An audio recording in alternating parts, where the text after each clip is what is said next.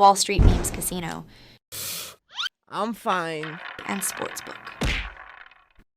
This is KUGAN CASSIUS for IFLTV. We are in Riyadh, Saudi Arabia. It is nearly the start of fight week. I'm delighted to be joined by Mr. GARETH A.DAVIES, half clothed, half smoking a shisha. Half man, half animal. What?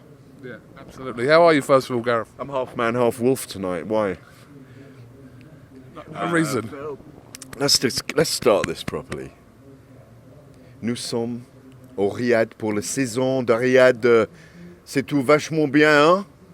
That's French, not Arabic, because we're gonna go down. Burn, burn, burn. It's the ring of fire. It's the ring of fire. And that's why we're here. You're a weird geezer, but we love it. What's the mood here in Riyadh? Do you want to sum it up for people, give people a little, an inkling, a feeling of the ambiance, GARETH?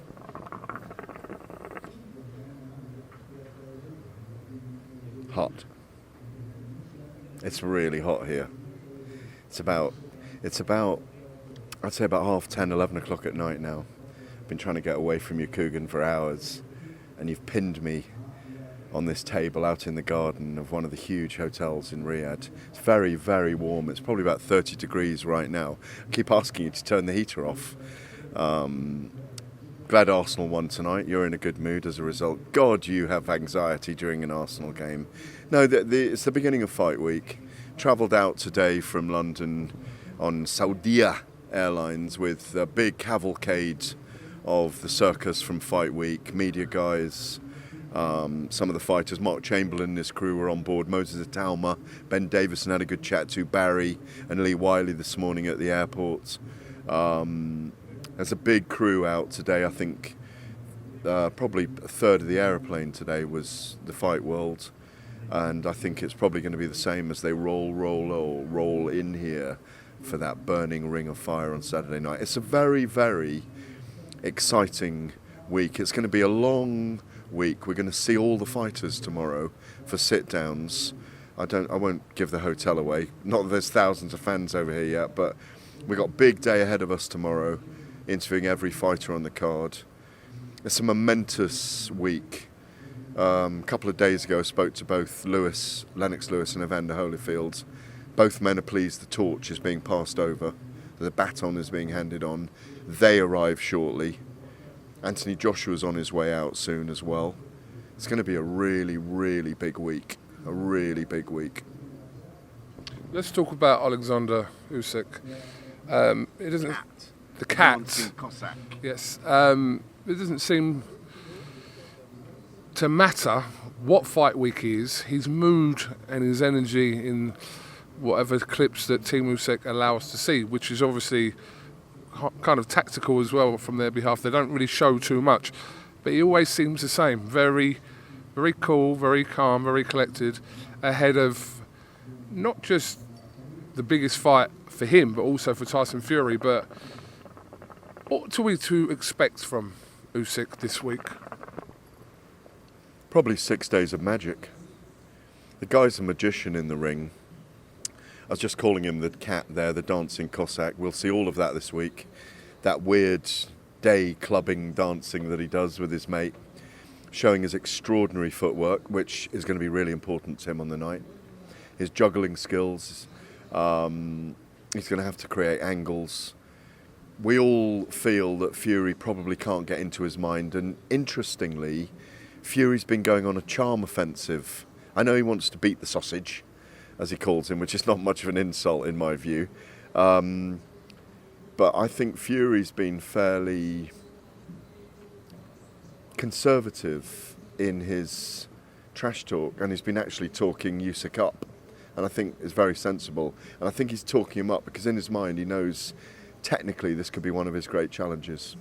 There's a lot of wise experts on the sport, really respected people who feel that Usyk will outbox Fury. You know my stance on it all. I just have a weird feeling it's going to be a strange and controversial draw. 16-1. It's 12-1 now. Oh, it was 16-1. I told everyone today it was 16-1. And it's gone down. We've been putting it out there, and it's gone down to 12-1 with William Hill. It is now. That's gone down in the last week. I think more money will come on Fury as the week goes on, in my view, and he'll become a bigger favourite. But I don't think Usyk indulges in mind games. Like you say, he's very much in his own channel. He's got bigger fish to fry with what's going on in Ukraine. We know he's very involved in that, and he thinks about what's happening in his homeland. I think Vasyl Lomachenko's getting on a plane, by the way, and coming over. Great win last night. What a win, what a win, what a brilliant fighter he is. Gets back into the top 5 pound for pound after that. He demolished Kambosos. When you outbox someone to the extent where they cannot attack at all because you are dancing around them and creating a wall of kind of subterfuge with your hands, it was just an unbelievably one-sided fight. And obviously that body shot to finish Kambosos in the end. 11th, was it? 11th round. Yeah, an extraordinary... we've had an extraordinary run of fights in the last 2 or 3 weeks. In Noya Nui, Ryan Garcia, and obviously that's complex, but Ryan Garcia against Devin Haney. We're in a halcyon period right now, and I hope the two guys really deliver on Saturday night and give us what this is worth. Because when you talk to Lewis and Holyfield about their 2 fights, and Holyfield was saying to me, wish they'd had a trilogy looking back on it. You think Lewis became the undisputed champion 7 years after Riddick Bowe was undisputed champion. That was in 1999. The reign only lasted 6 months after the draw and then the win against Holyfield. It's incredible that we've waited 25 years. And as Lewis says, it's all about the politics of boxing. None of the sanctioning bodies want one guy holding all the belts because of the money involved. No promoter wants their guy not to have a chance of fighting for the belt, so they do tend to split asunder. I doubt whether these belts will stay intact for very long. It wouldn't surprise me if Fury and Usyk fight a second time, that all the belts won't be on the line. But so this is a really big moment in time, quarter of a century since the last undisputed champion, which it kind of makes a mockery of the heavyweight division in some ways, because you know, Klitschko could have unified all the belts by fighting Wilder, couldn't he? But he never did. Fury has obviously held all the belts in 2 different reigns, but this is an opportunity for him to put on that cloak of invincibility again and deliver, because if he beats Usyk and he beats Joshua, I think he walks away as the name that follows in that line of succession that goes from, you know, Jack Johnson onwards, you know, Joe Louis and Sonny Liston and Muhammad Ali and Mike Tyson and Lennox Lewis, that this line of champions. I've missed a few out there, but it's a big moment in time. So we want nothing to go wrong this week as well. Nothing, to go wrong, because we don't want them saying at 72 hours notice, oh, so-and-so's ill, Anthony Joshua's stepping in. It would make some great drama. I asked Ben Davison if Joshua's ready, and I don't think he's expecting to come out here and step in at 48 hours notice. But no, I don't think he would, to be fair either. But why wouldn't he? What a storyline. What a storyline that. Absolutely no chance at any point is Joshua, even if it was today or 2 days before the fight, is Joshua stepping in for the biggest fight in boxing right now at 6 days' notice. Never going to happen. Do you think we're going to see a predominantly offensive performance from Tyson Fury? I think we're seeing a predominantly offensive performance from you tonight, frankly. I need to give a little bit back here. I need to counterpunch a little bit. I think he's got to put it on Usyk at some point, and everyone will have had that conversation, because he can't just sit back. Usyk's a brilliant mover. Everyone that fights him says he tires you out and makes you concentrate incredibly. But I think Fury's on his game. He's had his wake-up call against Francis Ngannou. Is he shot? No. Have his legs gone? I doubt it. But he is 36 in August. He's been through 30 rounds with Deontay Wilder. Admittedly, the middle rounds, those 7, he put it on Deontay Wilder. And he's got to try and bring back that muscle memory a little bit. Because I think if he does start to put it on Usyk, I think it's his fight. But I just think they will both nullify each other. They'll try, and Usyk will try and find angles underneath here, across there, and Fury will want to put his weight on him. It may be scrappy in a lot of parts. I think it could be a really scrappy fight, a really cagey fight. I'm not going to call it a boring fight, because it'll be incredibly absorbing. People called the both the David Haye against Nikolai Valuyev and Fury against Vladimir Klitschko boring fights, but they weren't. They were so absorbing when you were there. It will be physical chess. They both got high boxing IQs. The adjustments and the alterations that both men make during the fight will be big. Fury will try and attack him at some points. I think Usyk may try and attack at some points and go to, what does he call it? Fat belly. Yeah? Big belly. And I think Fury will go after the rabbit at some point as well. So just can't wait for it, really. And we've waited so long. We've waited for 2 iterations because of the delay with the eye cut and the delay when we would have had it in December because of, I think we're going to have it in December, weren't we? Yeah. Originally it was. Do you remember there was a possibility where December 23rd was meant to be Fury and Usyk and also Conor Benn and Chris Eubank? Those were the dates touted for December 23rd. Obviously neither of them fights happened, but yeah. I know which one people would have been watching. It's the heavyweight, because when the heavyweights fight, everybody tunes in. It's kind of the long fuse has been lit and it's burning across the ground at the moment. It's going to be a long week. That's what my feeling is about it. And we're not going to be able to wait for the contest. Obviously, there's a good card underneath it. Jaya Pataya and Maris Bradis. Maris Bradis was on the TalkSport show on Saturday night. He hasn't fought for 2 years. Good test again for Jaya Pataya. Anthony Kakache and Joe Cordina. So Eddie will be out here, won't he? Eddie Hearn, that is, your old pal Edward. Yeah, I'm really fascinated to see how Fury is tomorrow. But I think what won't have helped Usyk is camp after camp after camp. When was the last time he fought?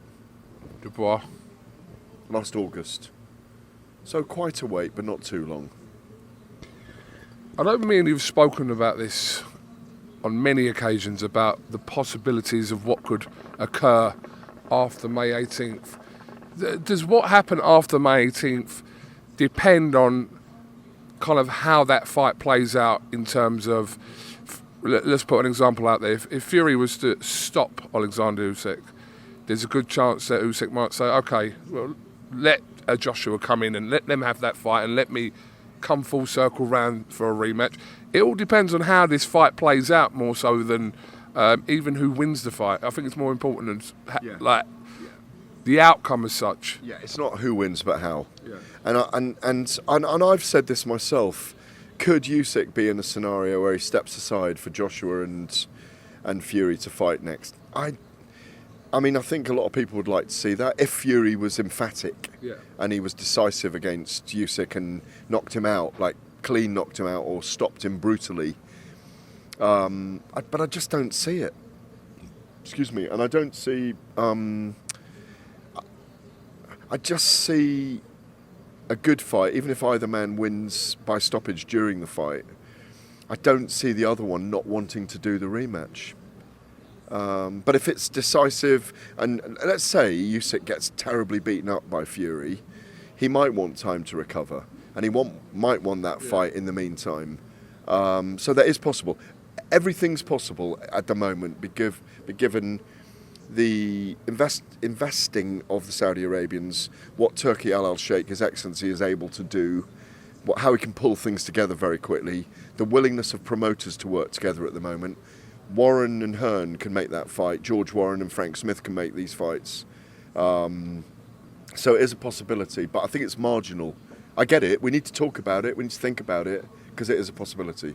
Would you say that Anthony Joshua's thought process is probably more centred around Hervik? Well, no, I'm saying for his immediate opponent next, which is likely to be in September, targeting Hrgovic and Dubois, or possibly Wilder and Zhang, which he's spoken about that they are possible options for who he could face in September. Well, at the moment, if Wilder knocks out Zhili Zhang, he could fight on August the 3rd, late September. You know, if he wiped out Zhang early and he's uninjured, they're trying to put him on the August the 3rd card in Los Angeles. It's an option. Jared Anderson. Against Jared Anderson. Great. These are the things we want to see suddenly. Fights that make you salivate. Tout vachement bien. Interesting. C'est truc. I don't have a French translator with No, me tonight. if we had one, it'd be great, Yeah, but we don't. We don't. Shame. C'est truc ça. All right, for all our French viewers at home, that's just for you. That was just for the ladies. Okay. Or men, whoever's out there listening, it's fine. It's a mocktail, by the way. That's all we have here is mocktails. That's watermelon mojito. Beautiful. Yeah. Moving forward. You work so late here in this environment, and it's so warm. You feel like you've had a drink, believe it or not. Moving on swiftly. Moving on very, very swiftly. We're going to see, obviously, 2 big Saudi cards in the space of 3 weeks. It's a real shame that we don't get to see Bivel and Beterbiev on June the 1st. Bivel is still in action. We're hoping that fight can get obviously rescheduled, I think, for later on in the year. But I think that card, I'm not saying it didn't need that, but it kind of warrants each, the 5v5 and also Bivel and Beterbiev, to be on different cards as well. There was always that argument that they shouldn't be all on the same card. I think we might see some of those guys out here as well, because they might be in camp already by the end of this week. Here was my immediate thought, Kugan, and I've discussed this with a couple of people.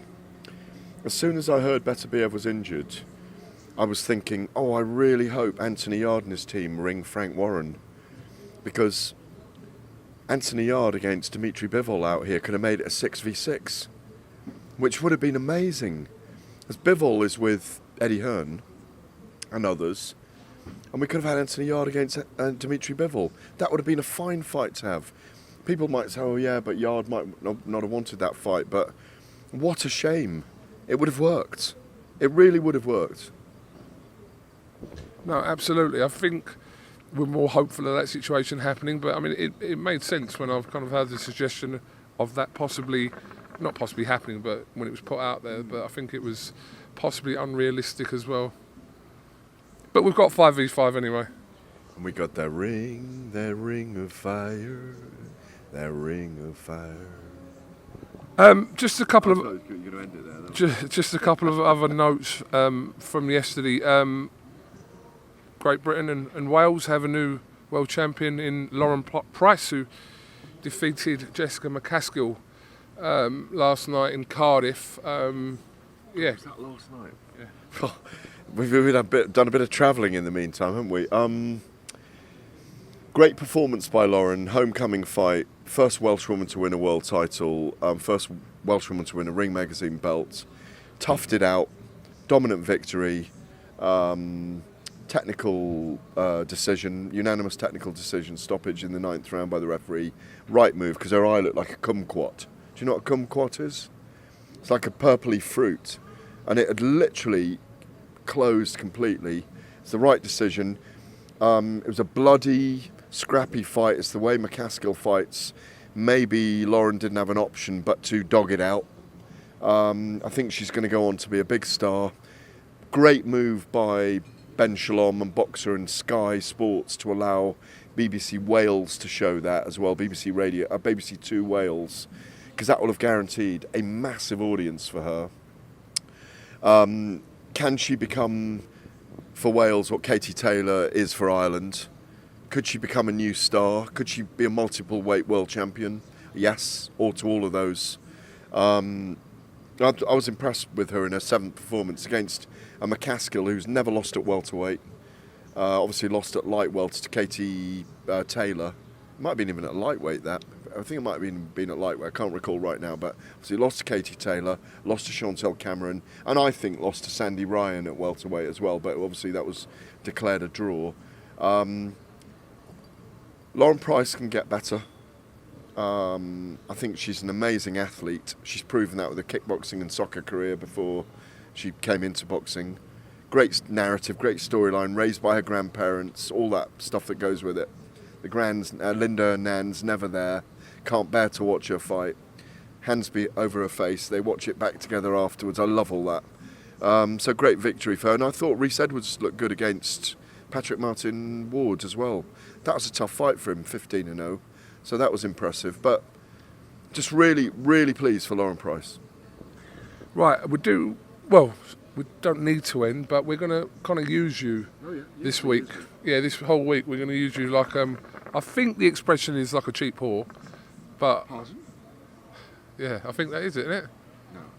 Not No? when it comes to you and I on IFLTV with your You're expensive million then. views and your 862,000 subscribers. 860? 890 or something. Is it 890 now? Something. Anyway, Gareth, we've got to talk about an unbelievable situation in Australia involving Nina Hughes. I mean, it was horrendous. The whole situation was horrendous, and you have to feel for Nina Hughes, because I know Nina Hughes was saying that she felt like she won the fight. I mean, the scorecards being read wrong didn't obviously have an impact on that if the scorecards were meant to be in favour of Shanika Johnson, which they were. But the whole process, it's the sort of thing you see on these... that happened on, I think, was it Miss World with Steve Harvey? That happened? I don't know. It don't did. watch Miss World, KUGAN. No, I don't watch Miss World, but I'm just saying it happened with Steve Harvey. He read the wrong name out. But yeah, it wasn't a great situation. You have to feel for Nina Hughes there. It was terrible because, it was a close-ish, scrappy fight. I thought her opponent did win. But to have your name read out as still the champion and then get dragged back for it to be re-read out that your opponent is the winner, the disappointment she must have felt in her body and in her psyche, will she ever get over it? I mean, like she said on her social media, I'm actually lost for words, and I don't blame her. And at the press conference, she was very deeply upset, and I know Nina, like you do, very proud woman. I think it merits a rematch, in my view. I don't think there's a case of the house fighter winning here or anything odd like that, but what a crass error that was to read it out in that way. How the hell can you get that so wrong? I do feel for her, I've got to say, I do feel for her. We shall see how that situation pans out. Gareth, listen, much appreciate your time. If you could give us a little screensaver. It's too windy to blow bubbles, but I blow a little circle, but peace out. Nous sommes au Riyad, toute la semaine. Huh? You got France on the brain today, mate. I have, I've got a bit of Okay. French on the brain. Okay. For one simple reason. Well, bonjour anyway, Hello. Gareth. No, Allez that les means bleus. hello. Allez les bleus. Gareth A.Davies, thank you very much for talking to IFLTV. We will definitely catch up with you again in the week. It's Fury versus Usyk. Undisputed Give me a Ring fist bump of Fire. on the microphone. Boom. Boom. Thank you very much, Gareth. Wall Street Memes Casino I'm fine. and Sportsbook.